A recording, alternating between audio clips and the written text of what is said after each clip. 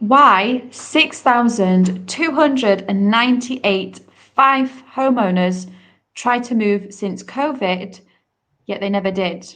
Before we discuss why, let's QVT.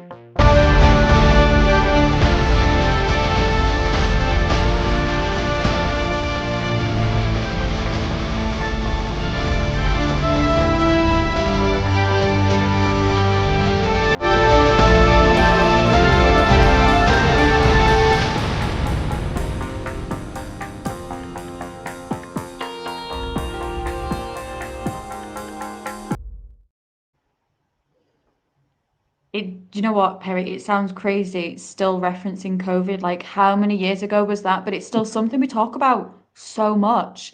5 years on, it was such a big impact, though, wasn't it? 100%, absolutely. And we're still seeing that. And that's why I think, obviously, this is a great topic because that is a big number. 6,298 Fife homeowners tried to move since COVID, yet never did. And we're going to look at it. And there's also a graph for this one as well. But if you are watching this, whether it be live or not, put any questions in the comments. Likewise, you can click the link and you can read through the blog just to get a real look at the numbers, and also the graph that we have as well, because that'll help you with the visual representation. But let's get into it, because actually, if you've ever thought about selling your Fife home, you will know how tempting it can be to almost stretch the asking price. After all, it is your biggest tax-free asset, and those extra few £1,000s can kind of feel like that sensible cushion. Yet, in the Fife property market, ambition can sometimes cost you more than it actually earns. And to be honest, Perrie, this is something we do speak about so much, about your realistic pricing and getting that pricing just right. Because actually, over the past 5.5 years, 6,298 Fife homeowners have come away from the market without selling. That is a big number. So in 5.5 years, 6,298 homeowners came away from the market without selling. Many of them perhaps started with high hopes, only to find their homes were withdrawn months later, unsold, and maybe even sometimes, unfortunate as it is, unloved by buyers who have perhaps moved on to maybe better priced options. They've looked at the competition elsewhere in the other properties, but I think the key here is to really look at the data. And what is the data telling us, Perrie? I think for me, when you say that big number, it sounds a lot, and it is a lot when you actually still break it down. It still works out around about 90 per month that for whatever reason didn't move. And I think that's quite a large number. Again, if you break it into a week, that's, 22, 23 per week that haven't sold. And when you look at your updates that you do, roughly 140 to 150 come to market each week. So that's quite a large percentage of that number, isn't it? So I think what we're going to do is we're going to look at some postcode areas and give you an idea of what that looks like. But before we get into it, what you need to understand as well is a property sale is only legally binding in Scotland when the home's exchange and completion is finalised. Only then can the homeowner move. So I think sometimes people forget that, you'll see subject to sale and people think that's it done. But actually, until those missives are signed in property exchanges and it's concluded, nothing's sold. And there's so many ways that you can kind of walk away from it.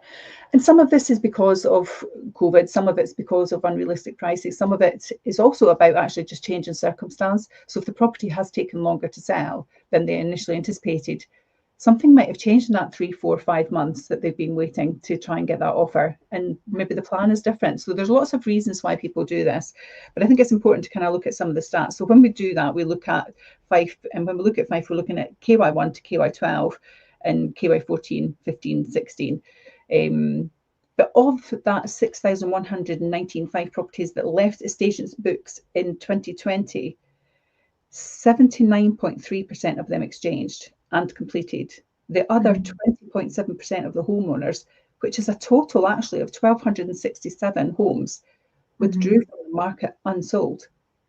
Wow.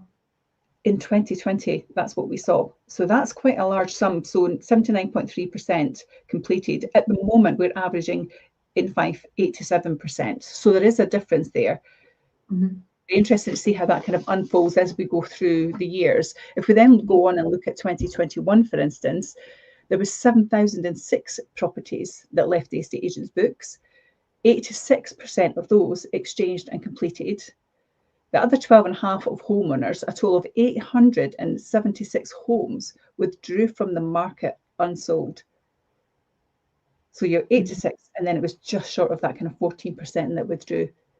So that was an improvement. And actually the same trend happened in 2022. 6,692 came to market. Out of those, 86% of them exchanged again in that year, and 14% of the homeowners, a total of 956 homes, withdrew from the market unsold. But again, that's still a lot of property in that year. If we then jump on to 2023, the actual percentages come down again, which is quite an interesting one, but actually so did the listings. So the listings dropped from 7,000 to 6,600, and now we're down to 6,330. And of those properties that left the estate agent's books in 2023, 80.4% exchanged and 19.6% withdrew from the market. That's 1,242 homes. Sold, withdrawn from the market. If we then go on to 2024, 6,694 came to market. 81.3% of them completed. 18.7% didn't. They withdrew from the market, which is again over 1,200 homes. Wow. But then interestingly, we go to 2025 so far, and then 4,309 properties have come to the market. So we're actually trending to list more in this year than we have in the past years, because this is obviously half of the year. So 4,309 came to market. So far, 83.1% of those homes have exchanged and completed, which means that 16.9% of the homeowners have either withdrawn or still on the market unsold. So kind of in the middle of what we've seen in the trends over the last couple of years, but a strong position for 2025 so far in regards to what is coming to market and also what is exchanging. So I think for me, over the last 5.5 years, what we have seen is the 6,290 homeowners who have spent months and months marketing their homes actually finished up where they started and didn't sell, didn't move, and whatever was driving that just didn't occur for them. So I think sometimes it can look a little bit like a lottery. But we've got some graphs here, and we're going to just detail that, aren't we, Sophie, in regards to what does that actually look like for some sellers. Yes, exactly. And I think you've kind of said the right word there, Perrie. It's the lottery, isn't it? So as you can see from this graph then, this is a percentage of Fife homes leaving the estate agency's books that exchange and completed instead of withdrawn unsold. So you can see obviously the percentage obviously up the left hand side, and then obviously we go through the kind of years all along the bottom. So this is starting in January 2020 right up to July of 2025, and you can see obviously the peaks and troughs and where it fluctuates, which obviously we can see as well relates to obviously the numbers and the figures that you were just discussing, Perrie. Now this is third-party data that we have got, but this really does help you because we know that there's a lot of obviously scaremongering and information out there, and sometimes it's great to just get the black and white, get the facts, and we can really see that. And this is the chances of selling your Fife home from 2020 to 2025, and you can see that. Obviously the lowest being down here in kind of your 2020. What would we say? That's around 65, between the 65 to 70%. It just dropped to that again around 2023, but majority of the time you can see it's quite obviously high up there. So you can see that with the figures that you've just talked us through.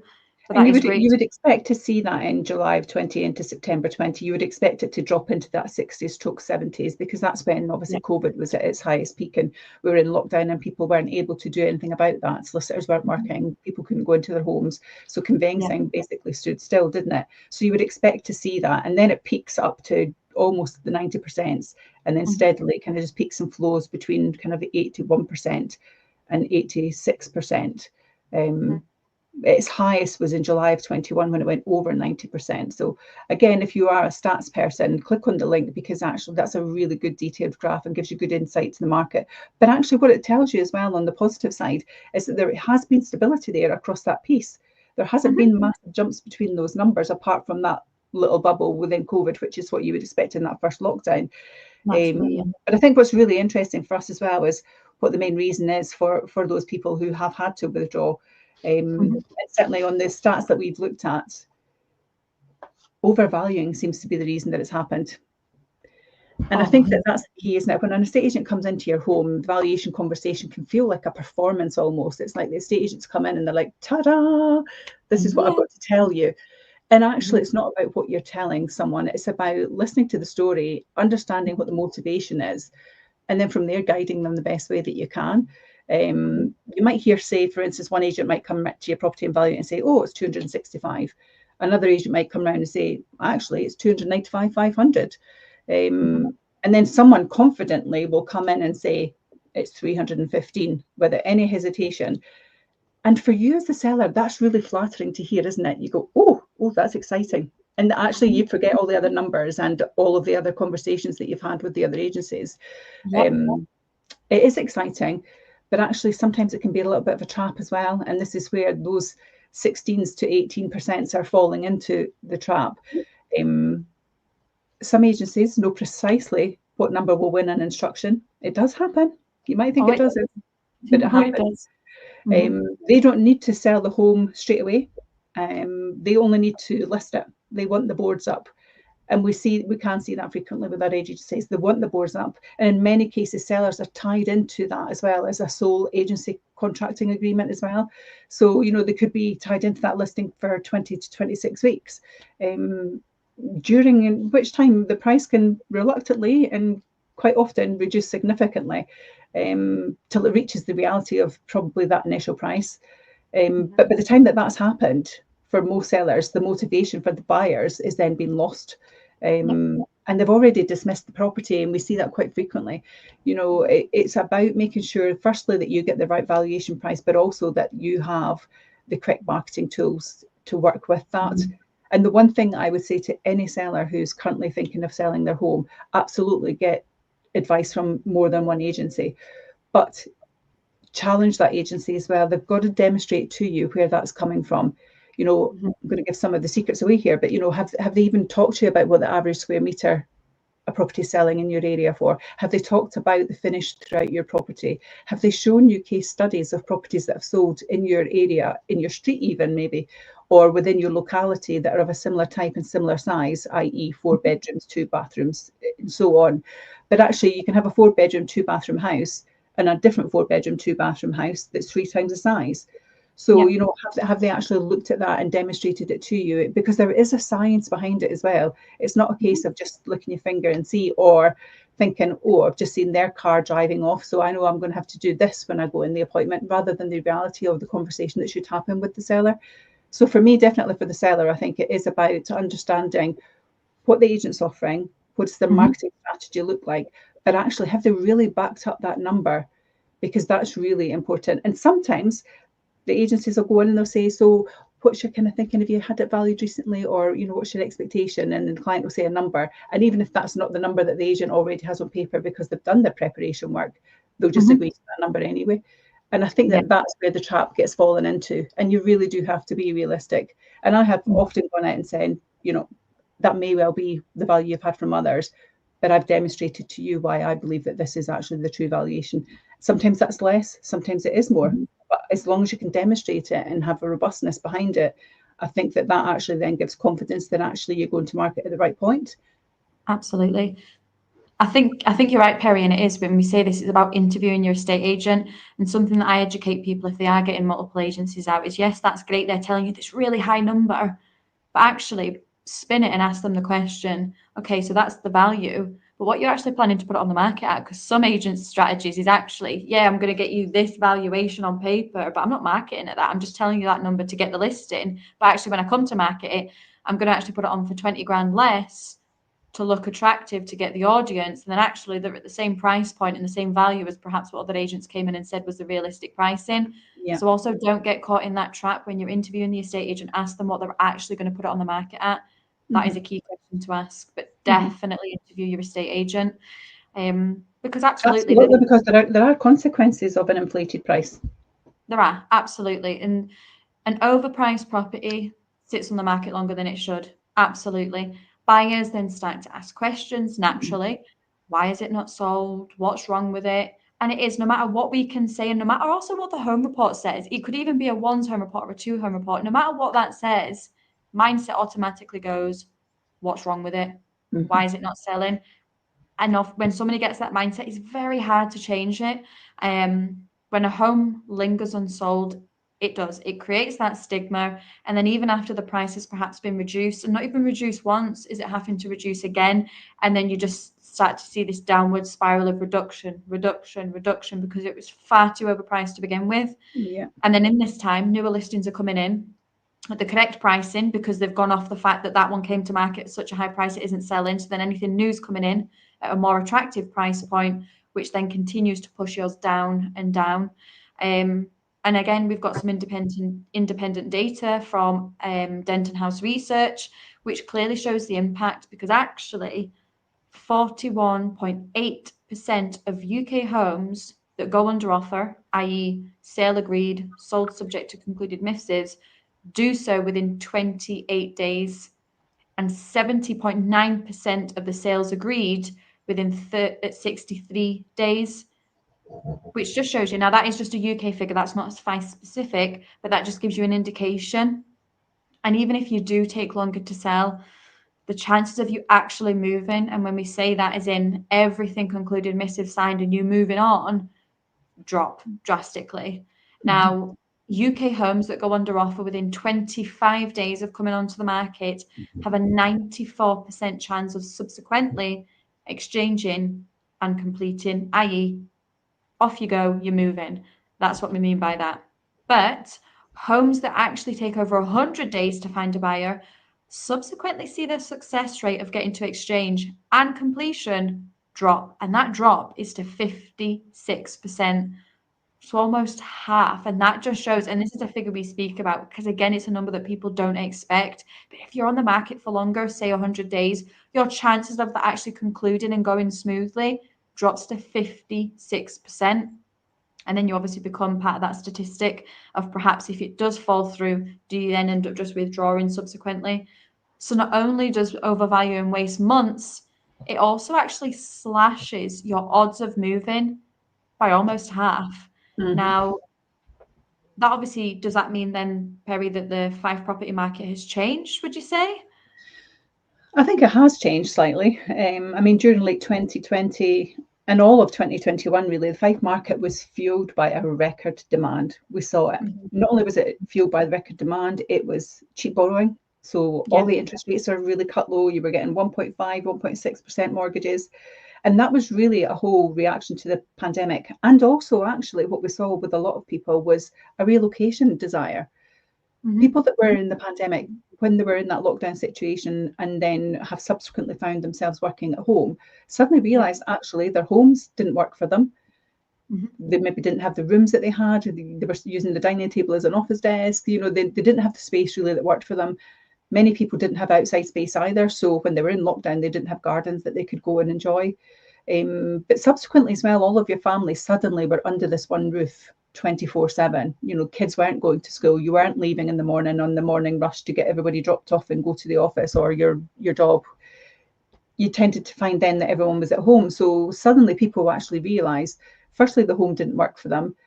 The outside space didn't work for them. But secondly, actually, relocation-wise, did they need to be where they were now? Because a lot of companies have now endorsed that you can work from home continuously. Perhaps you maybe need to go to the office 2 or 3 times a month. So as long as you have a train station close by, it wasn't really a hassle for people. So people started thinking about, where do I want to live? You know, we've got so many beautiful locations in Fife. A lot of people were thinking, well, actually, I'd like to be near the water. I want to be near the country. I want to be outdoors. Is a big thing in my life now. So we definitely saw a bit of a marching of the foot then as well. So all of that combined with large demand, cheap fees, property availability, and people looking to move, agents could list pretty much almost anything and it would sell. And I think that's the key thing here. And that period created unrealistic expectations as well. And I think some of that still lingers today, where people still have that expectation. In particular, those people who perhaps bought in that period and are now thinking of selling, they think the market's the same when it isn't. And they may well have had to overpay to get the house that they bought. In general, people move every 7 years, but actually, we have seen, and I've had it, you've had it, we've spoken about it, where we have had buyers who've now become sellers in maybe a 4.5 year window, suddenly, who actually have overpaid for their house, maybe spent a lot of money doing it, and have the expectation that they're going to get the same return when they sell this time, when in fact the market's very different. But in their minds, the pandemic's slightly forgotten, and they're thinking, well, hang on, I had to pay 30,000, 40,000 more to get this, and I need to get that back because I can't move if I don't get that. So there is a bit of an unrealistic bit that's still lingering there, I think, for me. But since the middle of 2022, for me, I think things have normalised, and we're seeing that steady pace. And when we looked at that graph as well, that was pretty steady. I mean, we're seeing anything between 87 and 83% completions in Fife across the last 3 years. So absolutely, that steadiness is there. I think the average time on market has lengthened now as well, because obviously you haven't got that hot demand where there was more demand than there was supply back in the pandemic period. Price reductions have risen sharply as well, because again, sellers perhaps have had an expectation that it's going to sell in the first 1, 2, 3 weeks, and sometimes that does happen. But and there's no rhyme or reason to it, because actually sometimes we will list a home, won't we, and we think, oh, this one's going to be great, and then it doesn't go as quickly as everyone thinks, and sometimes that will just happen. So I think that that has caused price reductions to rise, because actually the question that you should be asking as a seller with your agent is, are you happy with your photos? And if you're happy with your photos, that's great. Are you happy with how it's being described? You're happy with that, that's grand. Are you happy with your social media presence? Yes, I'm happy with that. Are you happy with your pre-portal? Oh, that was fantastic. It got so much traction. Are you happy with your personal property tour? Absolutely delighted. Look at how many people have seen it, shared it, and commented on it. And if all of those things you're happy with and represent everything that you in the way you want, then the only thing really that's left is price. And so that always seems to be the first thing that will be chopped. So we are absolutely, in some instances, if it's been overvalued, you're seeing that price reductions coming in sharply. And I think as well, buyers have regained that kind of negative power of negotiation a little bit. We are having, and this is where, when you talked about, Sophie, the fact that some agencies will put it, this is your price, but we're going to market at 20,000 less to attract buyers. Okay, that's one strategy. But if you attract that buyer who sees it at that 20% less price, £20,000 less price in their minds, that's the price they want to pay. Correct. It doesn't matter what the home report says. If the home report says 300,000 and you've advertised it at 280 is what I want to pay. Because trying to push up the ground is a lot. So they have got that negotiation power there as well. Excuse me. But I think the average property now sells for around 98.6% of its final asking price, compared with nearly 102% during the boom. But actually, if you look at that, 102% versus 98.6, again, that shows you just how realistically it needs to be priced. That shift may not sound dramatic, but actually on a £500,000 home, that's almost 17,000 less that you're going to walk away with in your pocket. So this is where your strategy really does need to be spot on with your expectations and what you'll achieve. And the overvaluing only widens that gap and reduces the chances of your home selling. So if it's been overvalued by 20, and then someone offers you 17,000 less than the original 500,000, if that's the example we're going to use here, then actually suddenly you're £37,000 adrift. That can make or break whether you move full stop, can't it? So that's why sometimes we're seeing those sellers say, actually, I'm going to put the brakes on here. I can't do that. That doesn't work for me now because the numbers don't work. So it's not about chasing that listing. It's about being realistic. Why do some agents keep doing that? That's the interesting question, I guess. $1 million question, Perrie. Absolutely. If overvaluing hurts homeowners and agents, you're absolutely right. Why does it continue to happen? We've made a couple of references here as we've been going through the show, perhaps of why they want the board up, they want the listing. Pressure, perhaps. You've got some larger estate agency firms still actually judge their performance by listings. And when we say that, we don't mean what they've actually got offers accepted and completed. It's how many boards they've got up, what transactions, like transactional volume. Staff bonuses perhaps are often linked to how many homes, and we say this when it comes to like your franchise and your bigger estate agencies, how many homes they perhaps put on the market. Again, not how many they sell. And as a result, the motivation shifts naturally. Obviously, if these other agencies have those numbers to hit to get X amount as a bonus, it is more where it comes down to the simple of it's quantity over quality, and it's more just they're just hitting it. They're just hitting the numbers. Telling a Fife seller what they want to hear will obviously earn more listings, absolutely. And as you said, Perrie, they then hear that number, the highest number out of all the ones that they've had, they just hear that higher number. And no matter what you say, no matter what you try and evidence, they've just got the pound signs in their head and they're already spending it before the house is even on the market, and they've got that extra in the pocket. They just are. And it then almost gives that illusion that it allows agencies to appear busy in their marketing updates, or when they're obviously speaking to clients and showing, oh, I've got X board, this board, this board. But actually, yes, they're showing all you these boards, but can they actually show you value adds and what they've actually sold and what they've achieved versus what it went on the market at and what actually the seller walked away with? And also how many are unsold. And this is data that we do pull, and we obviously had done it recently. And it is quite eye-opening, absolutely. We also weren't shocked, but it was also eye-opening.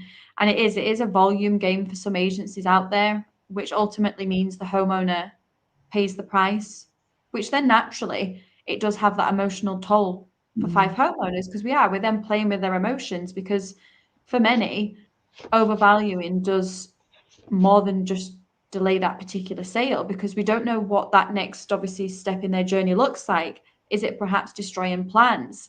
Is it perhaps changing a dynamic for the family? Is it a family who perhaps wanted to upsize? Is it perhaps somebody that was looking to downsize? Is it perhaps somebody that needs to also move for perhaps medical and personal reasons, and it's putting a delay to that? Are they perhaps moving for work? There's so many different reasons for why you are moving. Everybody moves for a reason, and everybody has their own story and reason. But if we obviously put a delay to that, or perhaps destroy it, then that is not helping you get moved forward. And then it's the months spent waiting. It's perhaps getting new photography done if need be. It's the reduced price. It's relisting. It's then perhaps changing your agencies, which then comes with a whole new stresses again, and almost feels like we're back to square one, which then obviously all of this going on while also just juggling normal everyday life. It has that emotional fatigue, and it becomes really draining. And then not only all of this, but what's then the financial frustration of that and the financial burden. I was just having this conversation with a client yesterday, and it's now looking at okay, what's the financial of this situation, because they're planning to move over to ourselves to get the property sold. And actually, by the time the offer then finally appears, if it does, many homeowners are absolutely exhausted. And sometimes, this isn't always the case, but sometimes they're just willing to accept it just to get moved on and just almost put an end to this, almost the sleepless nights and the uncertainty of what obviously the future looks like. Ironically, though, that often means they sell for less than they would have achieved if the home had been priced right from the beginning. Yeah. Which is why it's absolutely crucial when we say this to interview your estate agent, get all the facts and really have a look at it, because you're selling for a reason. And perhaps I've just highlighted one of them, but obviously you want to get moved on in your journey. So you're perhaps listening to all this and go, yeah, okay, we understand what you're saying, but how do I avoid that trap? How do we avoid the trap and become obviously that statistic? Now, what would you say are some of your top tips, Perrie? Absolutely. My first top tip was definitely get more than one agency out, because you need to get opinions. You need to also get a feel for what they can deliver in regards to their service offering. So what is going to be unique to your property?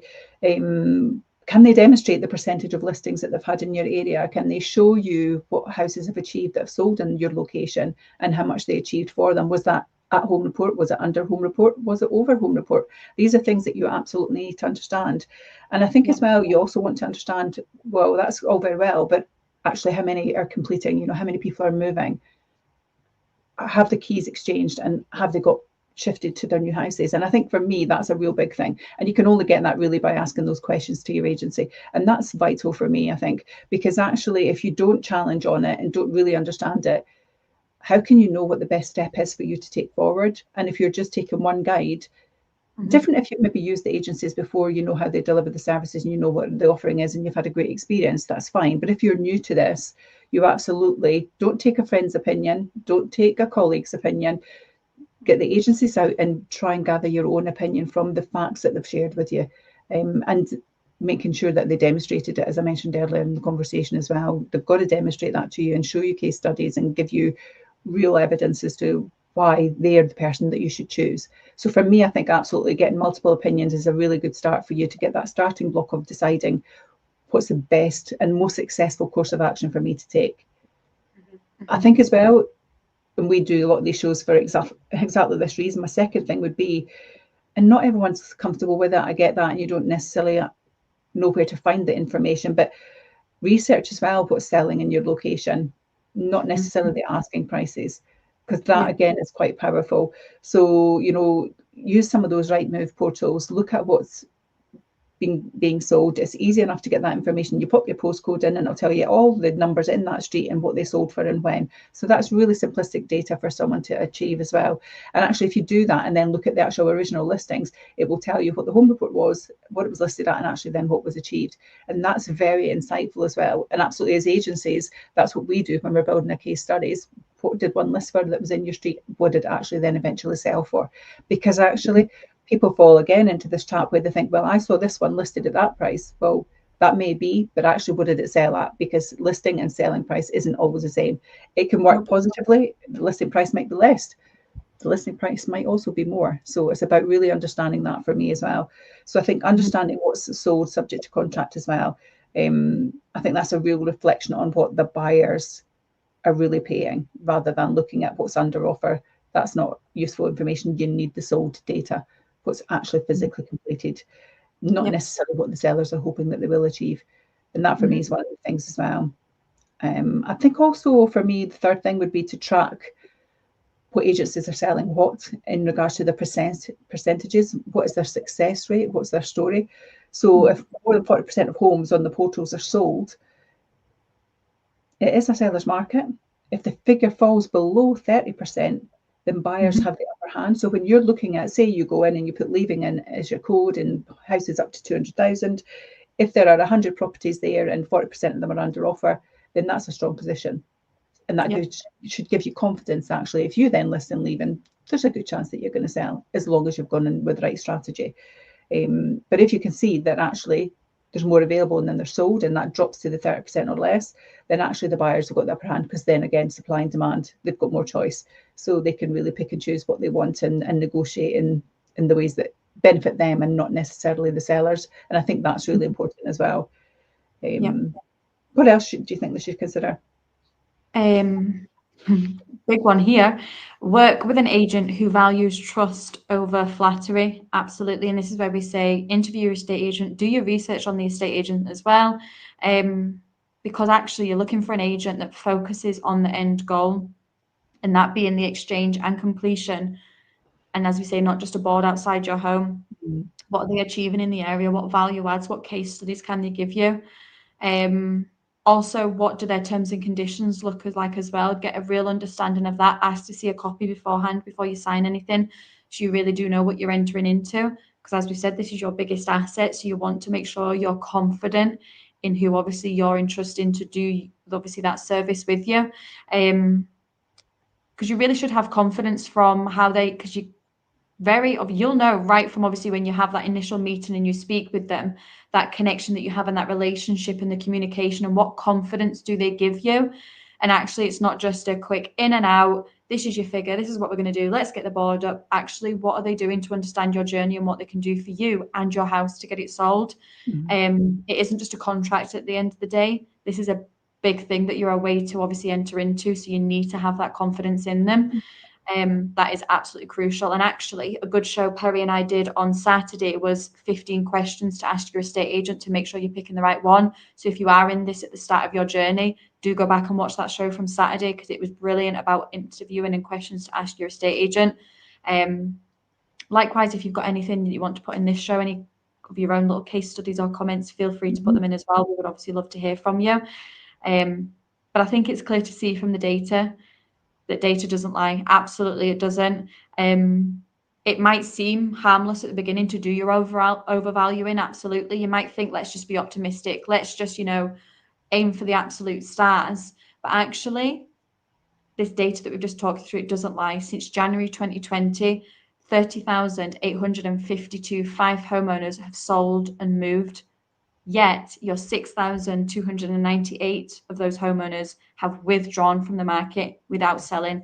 They, as we said throughout this show, they are back to where they started right at the beginning, not sold. And actually, the frustration that comes with that.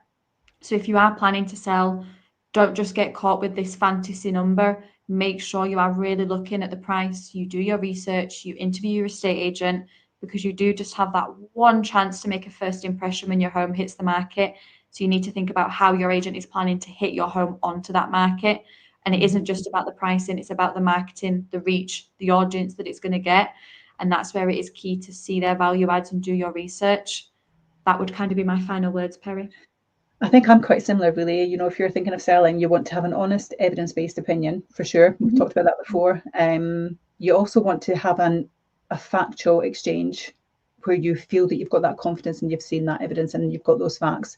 You don't want the fluff. You don't want the bull. No. You don't want the pressure.